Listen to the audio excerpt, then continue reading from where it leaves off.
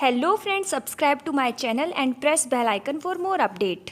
Hello friends and welcome back my YouTube channel. So friend, आज हम discuss करेंगे half wave potential, जो कि पोलरोग्राफी का बहुत मोस्ट इंपॉर्टेंट टॉपिक है। जनरली ये 8 मार्क्स का एग्जाम में पूछा जाता है। सो अगर आपको टॉपिक लास्ट तक समझना है तो बने रहिए मेरे साथ वीडियो में लास्ट तक। वीडियो को बिना स्किप किए देखते रहिए और गारंटी है आपको टॉपिक बहुत अच्छे से समझ में आ जाएगा। सो चलिए स्टार्ट करते हैं टॉपिक। सो टॉपिक है half wave potential, the potential at which the current due to oxidation और reduction of a substance is half, known as half wave potential. So हमें ये समझ में आ रहा है कि पोटेंशियल है वो हाफ वेव का। तो देखो, जब हाफ वेव बनती है उस टाइम पर जो हाफ वेव का पोटेंशियल होगा, देखिए थोड़ा मैं पोलरोग्राम के थ्रू समझाने की कोशिश करती हूँ। ये करंट है, पोटेंशियल है। यहाँ पर जैसे जैसे हम पोटेंशियल बढ़ा रहे हैं, जो करंट की वेव है वो कुछ ऐसे, यानी ये वाली वेव बन रही है। यहाँ से यहाँ तक जो डिफ्यूज़न करंट, जो करंट होता है उसे हम आईडी यानी डिफ्यूज़न करंट के नाम से जानते हैं। सो आपको समझ में आ रहा है कि कहीं यहाँ पर जाकर आईडी की वैल्यू क्या है, हाफ है। तो इतने में इतना, यानी ये डिफ्यूज़न करंट है टोटली, और यहाँ पर आकर डिफ्यूज़न करंट क्या हो जाता है, हाफ। तो वो कंडीशन जब डिफ्यूज़न करंट हाफ होता है तो उस हाफ करंट पर जो पोटेंशियल होगा, उस पोटेंशियल को हम क्या बोलते हैं, हाफ वेव पोटेंशियल। मैंने यहाँ पर इंडिकेट भी किया है डॉट लाइन से। सो ये क्या है, हाफ वेव पोटेंशियल है। अब जो हम हाफ वेव पोटेंशियल को रिप्रेजेंट करते हैं वो ई हाफ से रिप्रेजेंट करते हैं। तो ये क्या है, यहाँ पर हाफ वेव पोटेंशियल है। सो आई थिंक पोलरोग्राम की मदद से आपको हाफ वेव पोटेंशियल की डेफिनेशन समझ में आ गई होगी। सो अब हम देखेंगे significance of half wave potential, यानी अगर हम पोलरोग्राफी में किसी का भी हाफ वेव पोटेंशियल कैलकुलेट कर लें तो हमें क्या फ़ायदा होगा उसकी मदद से, यानी हम क्या क्या कैलकुलेट कर सकते हैं, ये कैसे इंपॉर्टेंट है। सो मेन बात है, पोलरोग्राफी का सबसे इंपॉर्टेंट कांस्टेंट है ये हाफ वेव पोटेंशियल। इसकी मदद से हम किसी की केमिकल, थर्मोडायनेमिक और स्ट्रक्चरल इंफॉर्मेशन, बहुत इंपॉर्टेंट है, किसी की केमिकल इंफॉर्मेशन की कौन सा केमिकल प्रेजेंट है, थर्मोडायनेमिक सिचुएशन भी जान सकते हैं उसकी, और उसके स्ट्रक्चर के बारे में भी इंफॉर्मेशन लगा सकते हैं अगर हमें हाफ वेव पोटेंशियल पता चल जाए तो। यानी इस पॉइंट को पढ़ने के बाद आपको ये तो समझ में आ गया कि हाफ वेव पोटेंशियल हमारे लिए बहुत इंपॉर्टेंट है, क्योंकि उसकी मेन बात है भाई केमिकल, थर्मोडायनेमिक और स्ट्रक्चरल इंफॉर्मेशन, इसी में किसी की भी टोटल इंफॉर्मेशन आ जाती है। सो सिंपल सी बात है, हाफ वेव पोटेंशियल पता चल जाए तो किसी भी केमिकल की हम टोटली इंफॉर्मेशन जान सकते हैं। अब ये तो हो गई इसकी थ्योरी की बात। अब बात करेंगे कि इसका डेरिवेशन कैसे कैलकुलेट करें, क्योंकि एग्जाम में तो डेरिवेशन भी पूछा जाता है।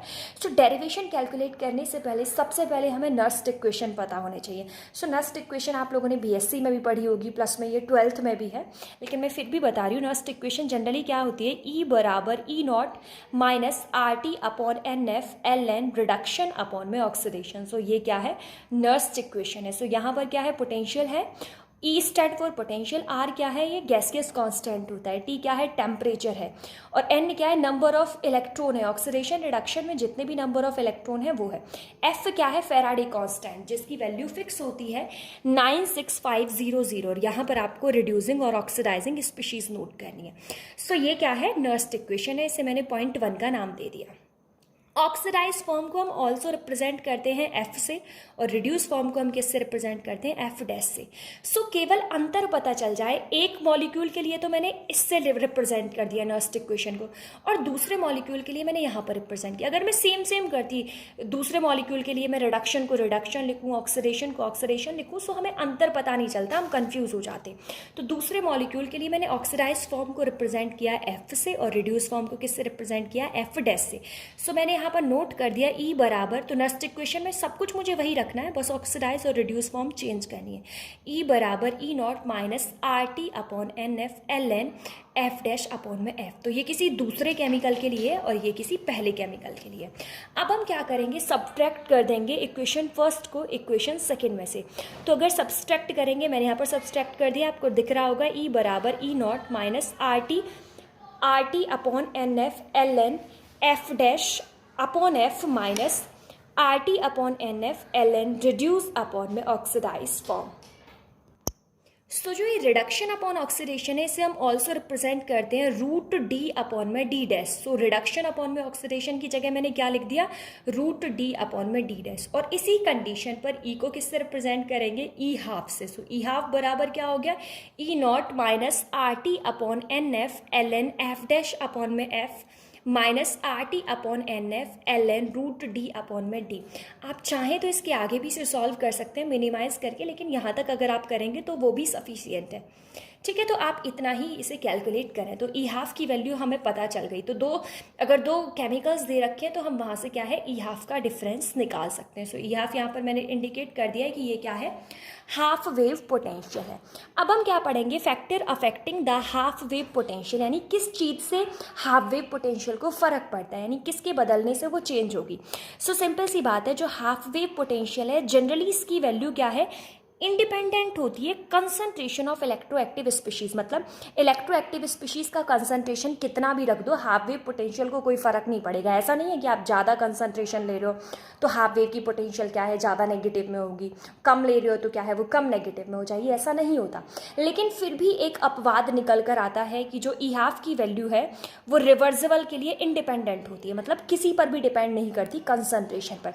लेकिन ऐसा कहा जाता है कि इर्रिवर्सिबल के लिए वो कंसंट्रेशन पर डिपेंड करती है। तो आप इस टर्म को भी अपने माइंड में रखेंगे कि ई हाफ रिवर्सिबल के लिए कंसंट्रेशन पर इंडिपेंडेंट होती है और इर्रिवर्सिबल के लिए क्या है, डिपेंड होती है कंसंट्रेशन पर। नेक्स्ट है टेम्परेचर कोफिशिएंट की वैल्यू है हाफ वेव पोटेंशियल के लिए फिक्स होती है कि जनरली क्या है -2 से +2 के बीच में ही लाई करेगी। ठीक है, ये फिक्स है, लेकिन फिर भी रिवर्सिबल के लिए हमेशा क्या है, या तो मतलब रिवर्सिबल के लिए क्या तो पॉजिटिव हो सकती है या नेगेटिव, कुछ भी हो सकती है। लेकिन इर्रिवर्सिबल के लिए याद रखना है वैल्यू नेगेटिव में कभी भी नहीं जाएगी, हमेशा कैसी रहेगी, पॉजिटिव रहेगी।